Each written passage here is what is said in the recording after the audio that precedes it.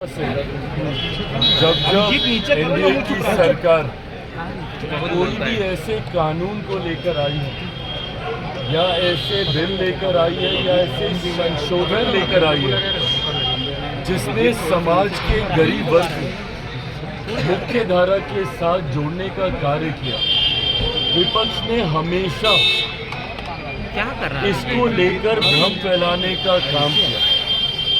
False narrative set करना विपक्ष ने हमेशा अरुण जी को लग जाएगा इसलिए इस कर रहे कार्य हैं। को करने का काम किया है।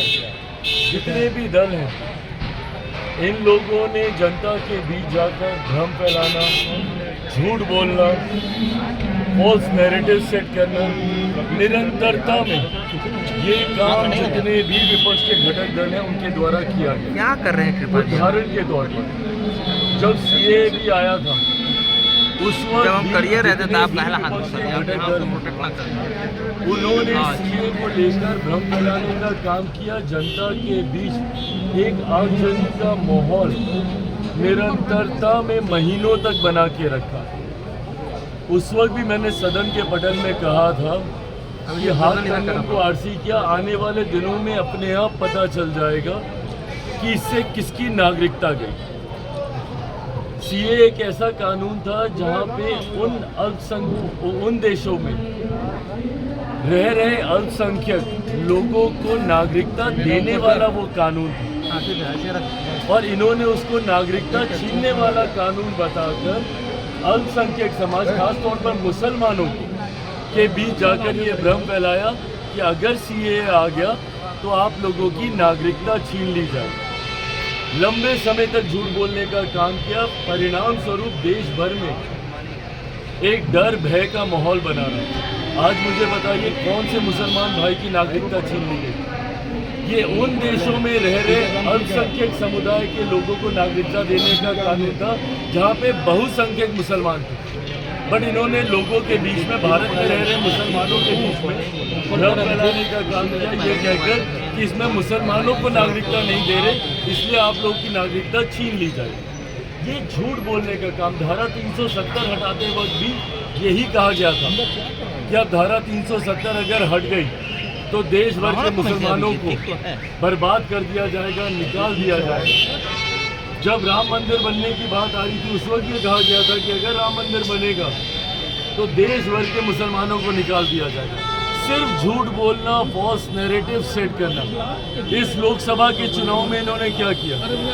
बार बार ये कह रहे थे कि अगर मोदी सरकार तीसरी बार आ गई तो आरक्षण समाप्त हो जाएगा, लोकतंत्र की हत्या कर दी जाएगी, संविधान समाप्त कर दिया जाएगा। जवाब देना विपक्ष के तमाम घटक दल, किसका आरक्षण छीन लिया गया, कहाँ का संविधान खत्म कर दिया गया, या फिर किस मुसलमान की नागरिकता छीन ली गई? सिर्फ झूठ बोलकर, डर का माहौल बनाकर आप अपने वोट बैंक को संभाल के रखते हैं। ये सोच गलत है। आज पुनः ये जो संशोधन विधेयक आया है वक्फ को लेकर, पुनः इसमें झूठ बोला जा रहा है कि ये मुसलमानों के हित में नहीं है, मुसलमानों की जमीन को छीनने का ये काम है। जबकि स्पष्ट तौर से कहा गया है कि रेट्रोस्पेक्टिव, इसमें किसी का भी अभी तक जिस भी मुसलमान की जमीन है या उस पर मस्जिद बनी हुई है उसको नहीं लिया जाएगा, उसको नहीं तोड़ा जाएगा। फिर भी उनके बीच जाकर ये भ्रम फैलाया जाए।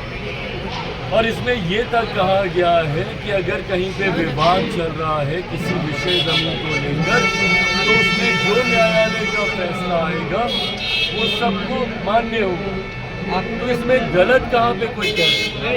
अगर किसी सिस्टम में कोई पारदर्शिता लेकर आ रहा है, अगर ट्रांसपेरेंसी अगर एक सिस्टम में लाई जा रही है तो इसमें गलत क्या है?